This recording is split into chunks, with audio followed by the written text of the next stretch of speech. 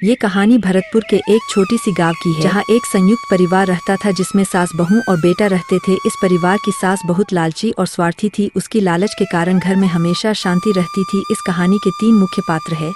सासू माँ, जिनका नाम शारदा देवी है। शारदा देवी एक लालची और स्वार्थी महिला है जो हमेशा अपने फायदे के बारे में सोचती रहती थी। इस कहानी की दूसरी पात्र है लाचार बहू, जिनका नाम सोनम था। सोनम एकदम सरेलू और सहनशील महिला थी जो अपने सास की अत्याचार सहने के बावजूद परिवार को एकजुट रखने की कोशिश करती है। कहानी का तीसरा और आखिरी पात्र है सुरेश, जो शारदा देवी का पुत्र और सोनम का पति है। सुरेश एक मेहनती और आज्ञाकारी बेटा जो अपनी माँ की सभी बातें मानता था और माँ का सम्मान करता था और अपनी पत्नी से बहुत ही प्यार करता था।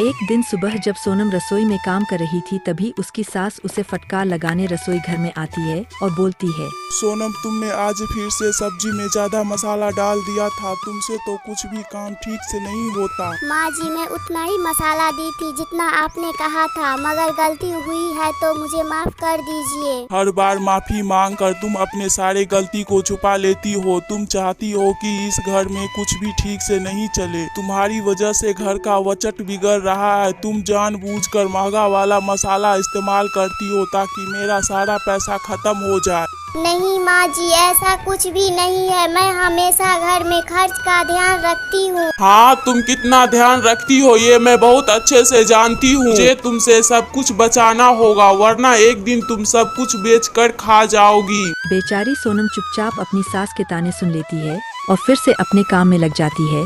उस शाम सुरेश काम से घर लौटता है और सोनम को उदास देखता है तो बोलता है, सोनम, क्या हुआ? तुम इतनी परेशान क्यों दिख रही हो? कुछ नहीं जी, बस थोड़ा थक गई हूँ। नहीं, कुछ तो हुआ है। सच सच बताओ, क्या हुआ है? पता नहीं, फिर से माँ जी को मुझ पर शिकायत हो गई है। अरे माँ तो ऐसे ही है, तुम दिल छोटा मत करो, मैं उससे बात करूँगा। हर बार बात करने से कुछ नहीं बदलता जी। माँ जी तो हमेशा मुझ पर ही शक करती है, हमेशा मुझे गलत समझती है। पता नहीं क्यों उनको लगता है हमेशा मैं फिजूल खर्च करती हूँ। सोनम, मैं जानता हूँ कि माँ को बदलना इतना आसान नहीं है। तुम थोड़ा धीरज रखो, मैं बात करता हूँ माँ से। कब तक मैं ये सब सहूंगी? आखिर मेरी गलती क्या है जी?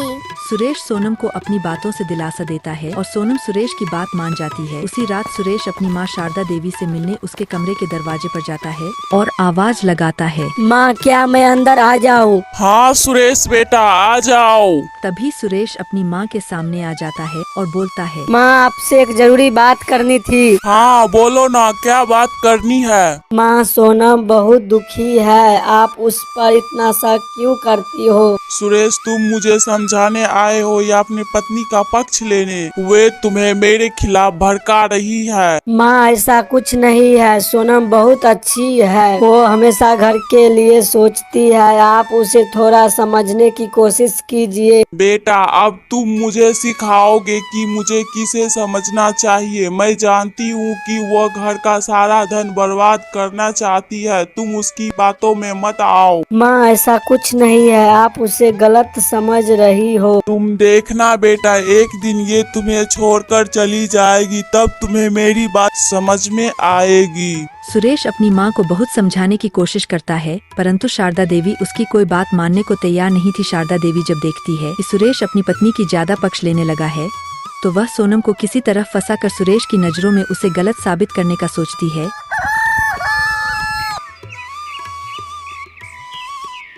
अगले दिन सुबह सुबह शारदा देवी घर की कीमती गहना छुपाकर सोनम पर चोरी का आरोप लगाने की योजना बनाती है। शारदा देवी सोनम को फंसाने की योजना बनाते हुए अपने आप से कहती है, अगर सोनम इस घर से चली जाए तो मैं सुख शांति से रहूंगी। बस मुझे किसी तरह सोनम को बदनाम करना है। शारदा देवी फटाफट घर की कीमती गहना घर के एक बंद कमरे में छुपा देती है। घर की कीमती गहना छुपाने के बाद शारदा देवी सुरेश को बुलाती है, बेटा तुम कहाँ हो? जरा यहाँ आना तो। आया माँ, रुकना जरा सा। सुरेश, घर का कुछ कीमती गहना गायब हो गया है। मैंने बहुत ढूंढा पर मुझे कहीं नहीं मिली। मुझे लग रहा है शायद किसी ने हमारे यहाँ चोरी की है। क्या घर की गहना गायब हो गई है माँ? पक्का ना माँ, गहना चोरी हुई है? कहीं ऐसा तो नहीं आप कहीं रख कर भूल गई हो? नहीं बेटा, पक्का गहना चोरी हुई है, पर जो गहना चोरी हुई है उन्हें देखकर तो लग रहा है अपने घर के ही किसी ने चोरी की है। आप कहना क्या चाहती हो माँ? मैं कुछ नहीं कह सकती हूँ, लेकिन तुम अपनी पत्नी से पूछो, कहीं उसने ही। ये बोलते बोलते शारदा देवी रुक जाती है। अपनी माँ से ऐसा सुनते ही सुरेश थोड़ी नाराज की भारी आवाज में कहता है, माँ आप ये क्या कह रही हो? सोनम ऐसा नहीं कर सकती है। मैं तो बस यूं ही कह रही हूँ, तुम खुद जाकर उससे पूछ लो।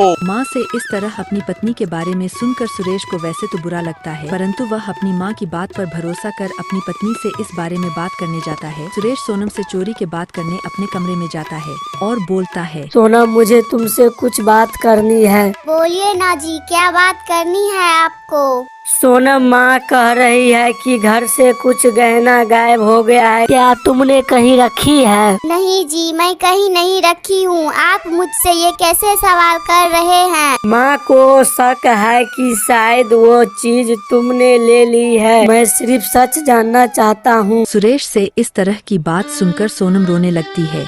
आप भी मुझ पे शक कर रहे हैं? आपने ऐसा सोच भी कैसे लिया कि मैं अपने ही घर में ऐसा कर सकती हूँ? सोनम मैं नहीं जानता हूँ कि क्या सच है, लेकिन माँ ऐसा कह रही है। सुरेश से इस तरह चोरी का इल्जाम लगता देखकर सोनम परेशान होकर घर छोड़ने का फैसला करती है। मैं इस घर में अब नहीं रह सकती हूँ। जब आप खुद मुझ पर भरोसा नहीं करते हैं तो यहाँ रहना भी व्यर्थ है। सोनम मेरी बातों का बुरा मत मानो, मत जाओ घर छोड़कर। नहीं जी, मैं जा रही हूँ, लेकिन एक बात याद रखिएगा, सच्चाई हमेशा सामने आ ही जाती है। रुक जाओ सोनम। सोनम अपना बैग उठाकर अपने मायके चली जाती है। सोनम के मायके जाने के बाद सुरेश सोनम को बहुत फोन करता है, पर सोनम का फोन कभी नहीं लगता था। इसी तरह कई दिनों बीत जाते हैं। सोनम अपने मायके में ही रहती है।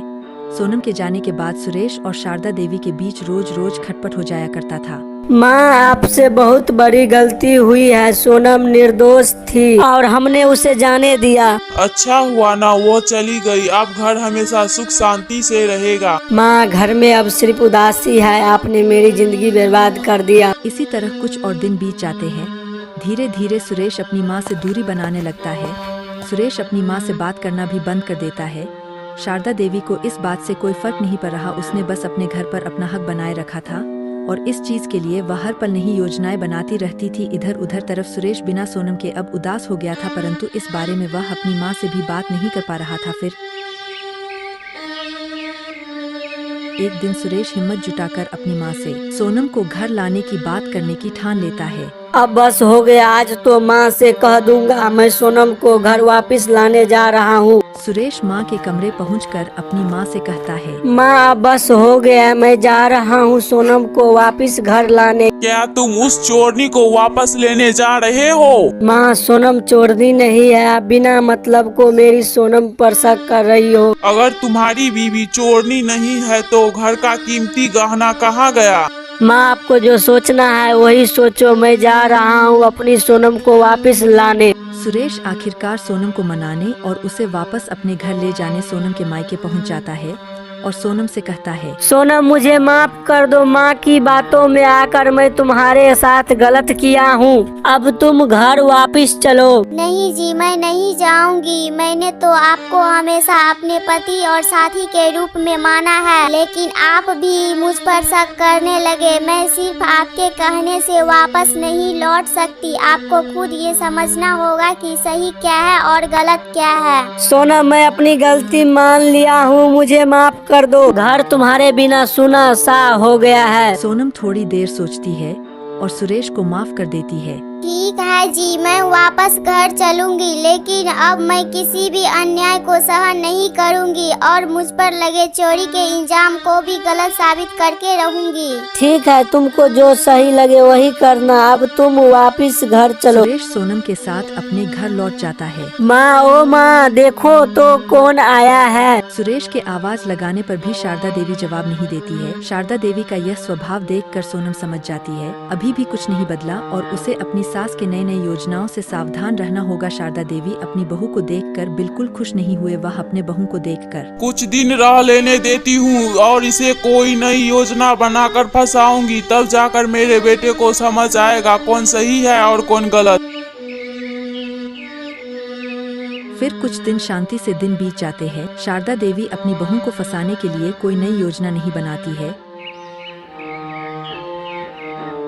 फिर एक दिन शारदा देवी सोचती है, चलो आज अपनी इस बहू को डरा कर देखती हूँ। सोनम जरा यहाँ आना तो। ठीक है माँ जी, आ रही हूँ। शारदा देवी को बुलाने पर सोनम जल्दी उसके पास आ जाती है। शारदा देवी सोनम को अपनी कड़क आवाज में कहती है, अब तुम आ ही गई हो तो मेरे बातों को मानकर चलना, वरना तुम जानती हो कि मैं क्या कर सकती हूँ। अपनी सास से इस तरह की बात सुनकर सोनम भी कड़क आवाज में कहती है, माँ जी अब मैं चुप नहीं रहूंगी, जो सही है वही करूंगी और जो गलत है उसको सामने लाऊंगी। सोनम से इस तरह का जवाब सुनकर शारदा देवी हैरान हो जाती है और मन ही मन सोचती है, चलो अब बहुत रहली मेरी बहू, अब फिर से इसे भगाने का समय आ गया। एक दिन शारदा देवी अपने कीमती चीजों का डिब्बा उठाकर उसे छिपाने अपने बंद कमरे की तरफ जाती है, किंतु सोनम इस बार उसे देख लेती है और सावधान हो जाती है। सोनम ये देखकर जल्दी ही अपने पति सुरेश को फोन करके घर बुला लेती है। शाम को जब सुरेश घर आता है तो सोनम सुरेश से कहती है, आपकी माँ फिर से मुझे चोरनी साबित करना चाहती है। तुम क्या कहना चाहती हो? मैं क्या कहना चाहती हूँ वो मैं बाद में बताऊंगी, पहले आपको जो मैं बोलूंगी वही करिएगा, ये मुझसे वादा कीजिए। हाँ ठीक है, वादा करता हूँ, बोलो क्या बात करना है। देखिए जी, मैंने अपनी आंखों से माँ जी को अपने कीमती चीजों का डिब्बा पुराने वाले बंद कमरे में ले जाते हुए देखी हूँ। देखिएगा कल माँ जी मुझ पर पक्का चोरी होने का इल्जाम लगाएगी, पर मैं चाहती हूँ कि जब माँ जी अपने कीमती चीजों का डिब्बा चोरी वाली बात आपको बोलेगी तो मैं जो आपको बोल रही हूँ वही बातें आप माँ जी से बोलिएगा। मैं कुछ नहीं समझ रहा हूँ, क्या चल रहा है, साफ साफ कहो। सोनम उसको अपना सारा प्लान समझा देती है।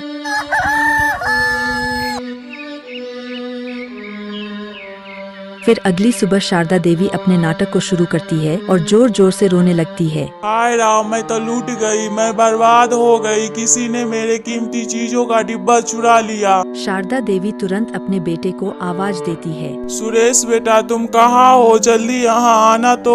सुरेश जल्दी ही अपनी माँ के कमरे में पहुँच जाता है। हाँ माँ बोलो क्या बात है, क्यों चिल्ला रही हो? बेटा मैं तुझे मना कर रही थी ना तेरे इस चोरनी बीवी को वापस लाने, देखो इसके आते ही मेरी कीमती चीजों का डिब्बा चोरी हो गया। जब शारदा देवी अपनी चोरी की झूठी कहानी सुरेश को सुना रही होती है तभी वहाँ सोनम भी आ जाती है।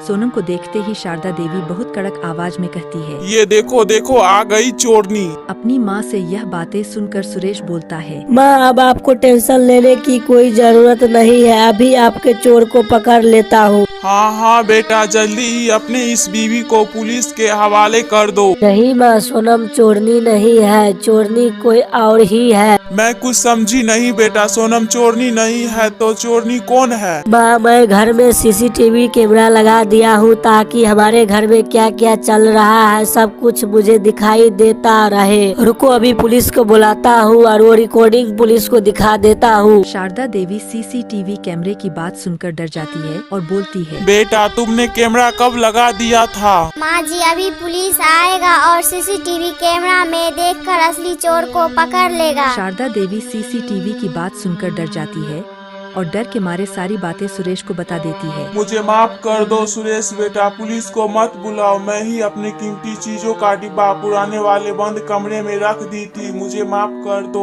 बस मैं बहू को फंसाना चाहती थी। सुरेश अपनी माँ से सारी हकीकत सुनकर सुरेश अपनी माँ से कहता है, माँ आपकी लालच की चक्कर में आपने मेरे अच्छे खासे रिश्ते में दरार पैदा कर दी थी। देखा माँ जी, मैंने कहा था ना, इस बार मैं अन्याय सहने वाली नहीं हूँ। हाँ बहू मुझे माफ कर दो, मुझे पुलिस के हवाले मत करो, अब मैं ऐसी गलती कभी नहीं करूँगी। शारदा देवी के इतना कहने पर सोनम सुरेश से कहती है, सुनिए जी, माँ जी को माफ कर दीजिए, आखिर में माँ जी ने अपनी गलती मान ली है। बस फिर क्या था, शारदा देवी भी सुधर जाती है और सोनम पर गलत इल्जाम भी झूठा साबित हो जाता है। फिर सोनम और सुरेश अपने कमरे में लौट जाता है और सुरेश भी सोनम से माफी मांगने लगता है। सोनम मुझे भी माफ कर दो, माँ के कहने पर मैंने भी तुम पर शक किया था। इसमें आपकी कोई गलती नहीं है जी, ये तो बस आपने माँ जी के बातों के वजह से मुझ पर शक किए थे। हाँ पर कुछ भी कहो, तुम्हारी झूठी सीसीटीवी वाला आइडिया काम तो आया। बिना किसी सबूत के माँ ने अपनी सारी गलती मान ली थी, पर अब जब माँ ने अपनी सारी गलती मान ली है तो अब से हम सबको मिलकर रहना होगा। ठीक है जी, ऐसा ही होगा।